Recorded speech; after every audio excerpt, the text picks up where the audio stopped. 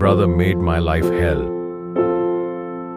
From a young age, I always lived in the shadow of my younger brother, David. Throughout our childhood, David relentlessly bullied me with cruel words and aggressive actions, while our parents brushed it off as childish behavior and ignored it. As we grew older, I hoped things would change, but David never abandoned his selfish and destructive ways. The deepest betrayal came from the person I trusted most, Karen, my wife. I discovered that David had been secretly involved with Karen, and as a result, she became pregnant. The shock felt like a dagger thrust straight into my heart, shattering my entire world. I immediately decided to divorce Karen and sever all ties with David. Our parents, who had long spoiled David, could no longer defend him once the truth came out. Ashamed, they declared they were cutting him off completely and left their entire inheritance to me. Despite receiving the inheritance, I felt no joy. The losses within my heart were far greater. I moved to another city, determined to start a new life, far away from those painful memories. Through it all, I learned that family isn't always the safe haven we believe it to be. And sometimes, to protect ourselves, we must have the strength to cut off toxic relationships, even when they are bound by blood. After 7 years of marriage, my life with Harry was fairly peaceful, except for one constant source of trouble, Kayla, my sister-in-law. Kayla was always envious, constantly trying to sabotage our happiness with all kinds of malicious tricks, from bringing up Harry's ex-girlfriends to deliberately causing trouble at our wedding. Although I had forgiven her many times, I always kept my distance from her. When I became pregnant with our second child, my husband and I decided to announce the joyful news at Harry's birthday party. Kayla showed up unusually friendly and even brought me a plate of food. Luckily, I noticed that the plate contained shrimp, a food I'm severely allergic to, so I refused to eat it. Unexpectedly, Kayla's husband, Jamie, accidentally ate the dish and immediately suffered food poisoning, having to be rushed to the hospital. When the police investigated, security camera footage clearly showed that Kayla had deliberately offered me the dangerous plate. As a result, Kayla was arrested, Jamie filed for divorce, and the entire family turned their backs on her. Although deeply hurt by everything that had happened, I also felt a sense of relief because the truth had finally come to light. From that moment on, I was determined to protect my little family, stay away from toxic people, and cherish the precious things I have. 3 years ago, my life plunged into a dark abyss because of a cruel accusation from the very sister I loved most, Gemma. We had grown up close, two little girls bound together in a small house in Ohio, where our parents showered us both with love. But as we grew older, the distance between Gemma and me widened. She was always the pride of the family, brilliant, beautiful, and successful. And I, just the ordinary child, quietly living under the overwhelming shadow of my sister. Everything shattered one seemingly ordinary afternoon. Gemma screamed from the kitchen accusing me of stealing her precious engagement ring. I was stunned. I swore with everything I had that I hadn't even touched it. But my parents didn't need to hear an explanation. The look of disappointment on my father's face, the sobs from my mother, Gemma's cold glare. Together, they cast me out of that home as if I was some loathsome stranger. No evidence, no questions asked, just judgment. Because I, the failure, was the easiest one to blame. They ransacked my room, desperately searching for proof that didn't exist. When they found nothing, they twisted the story, pointing to my small savings and concluding that I must have sold the ring for cash. Within 2 short days, I was kicked out, carrying nothing but a heartbreak too deep for words. For 3 long years, I scraped by, sleeping on couches, working any job I could find just to survive. I rebuilt my life from the ashes, step by step, without a single word from my family. I made myself a promise. I would never forgive them. Then one day, my father called, his voice trembling. The ring had been found, lodged deep inside the kitchen garbage disposal, hidden all along. The truth came too late, cutting deeper than any betrayal. My parents begged me to come home. Gemma sobbed her apologies. But how could I ever forget the feeling of being cast into darkness by the very people who were supposed to love me most? I stood at a crossroads. Forgive and return, or keep walking the path I had painfully carved out for myself. Anger and heartbreak are not easily erased. I chose the second road.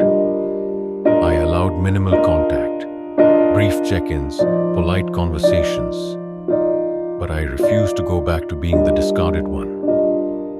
Now, I live free, no longer seeking anyone's approval. They lost me forever. That Thanksgiving, my life took a turn from which there was no return. I, Sarah, the invisible child in the eyes of my family, had quietly built my own career, founding a jewelry appraisal company and amassing a fortune of $12 million without anyone ever knowing. For years, I sat silently through family dinners, enduring their mocking laughter about my tiny profession, suffering their pitying looks and cruel comparisons to my perfect younger sister, Rachel. But then, the truth came out in a way no one could have ever predicted. While I had carelessly left my laptop open in the living room, Rachel, nosy and desperate to humiliate me, snuck in and opened it, hoping to find something to shame me in front of the family. Instead of the humiliation she sought, the entire room fell silent as they stared at the screen.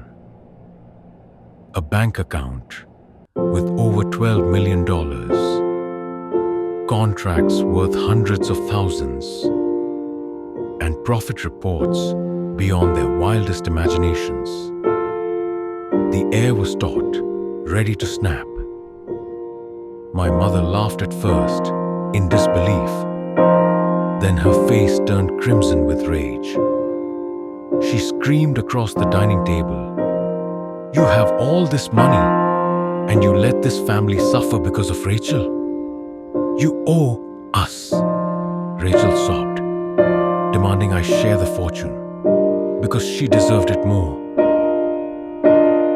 father roared, accusing me of being an ungrateful daughter. For the first time in my life, I stood up, looked them square in the eye, and said, I owe none of you anything. Everything I have, I earned myself. I walked out, leaving behind the people who had abandoned me long ago.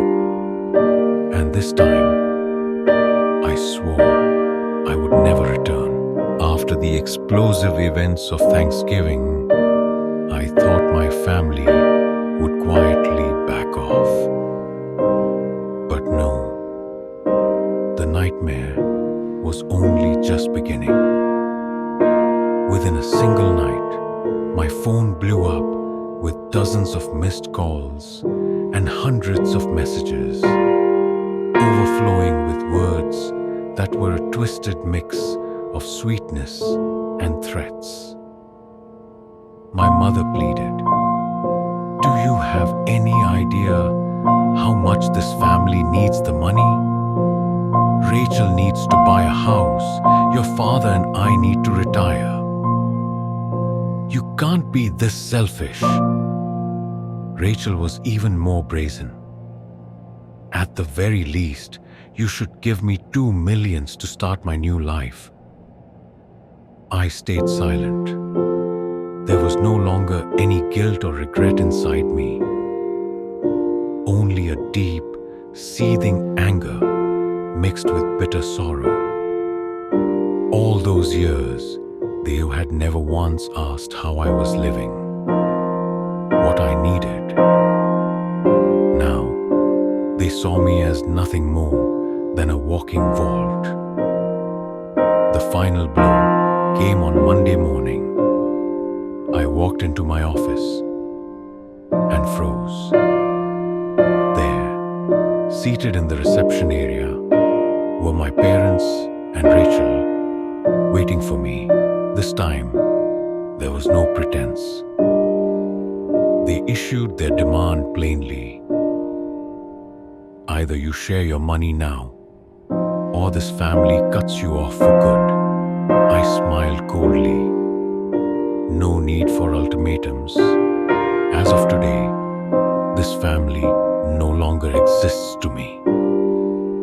Right in front of them, I pulled out my phone, cancelled on all the monthly payments I had been sending, and turned my back, leaving behind a collection of stunned, speechless faces.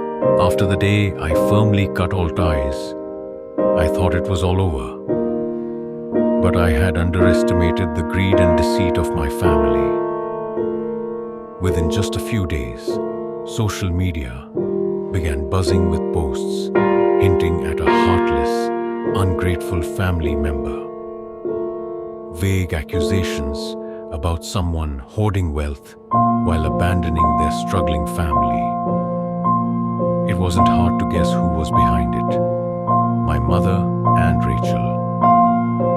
Rachel even shamelessly made public posts, lamenting about the pain of being betrayed by my own sister, and describing how she was struggling to plan her dream wedding without enough money.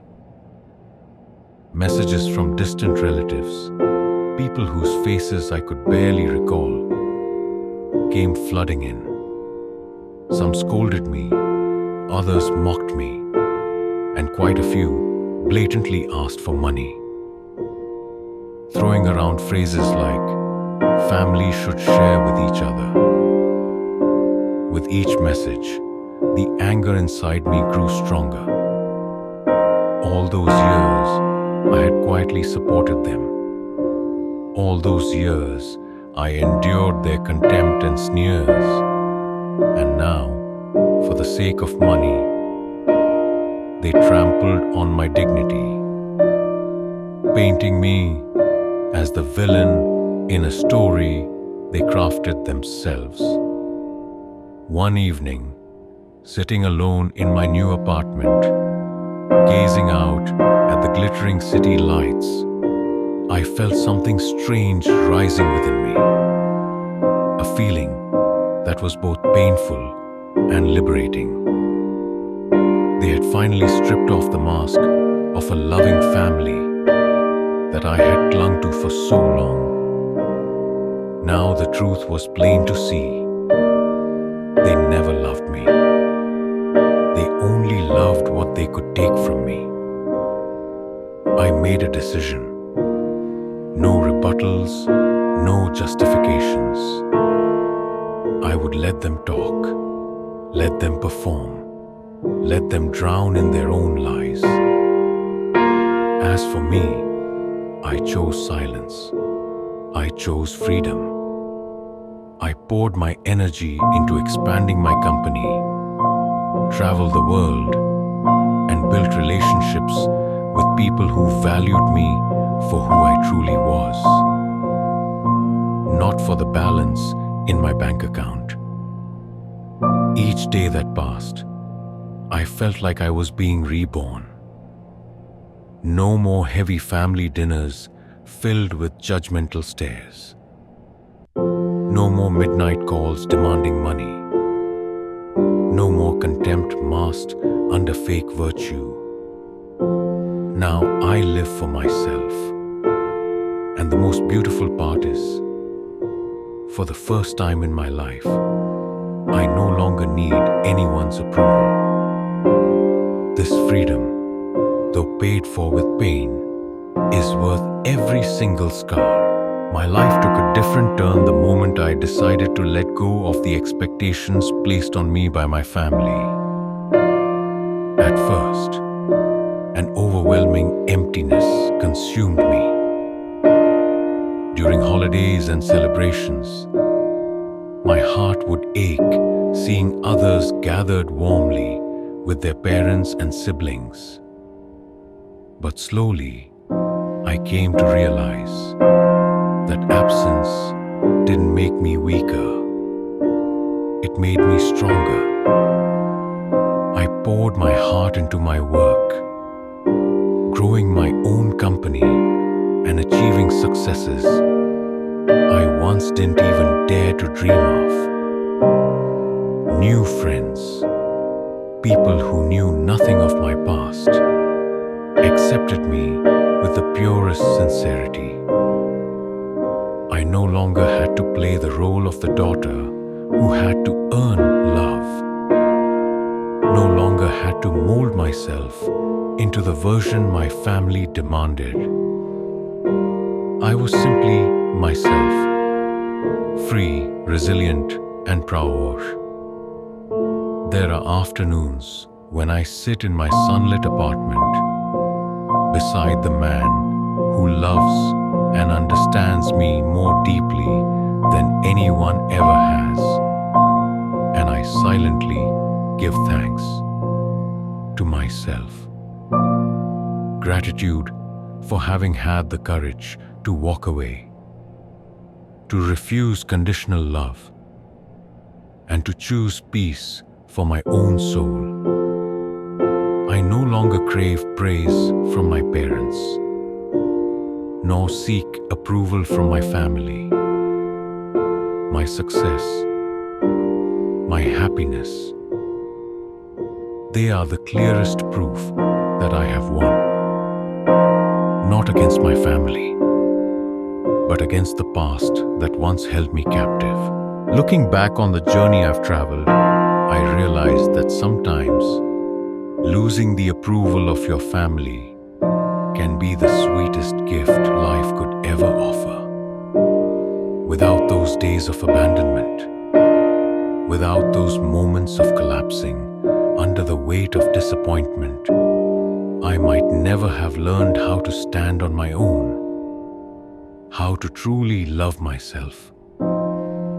Family was once my greatest source of pain, but they also, unknowingly, became the catalyst that propelled me beyond invisible limits. They may never understand me. They may forever see me as the failure of the family. But that no longer matters.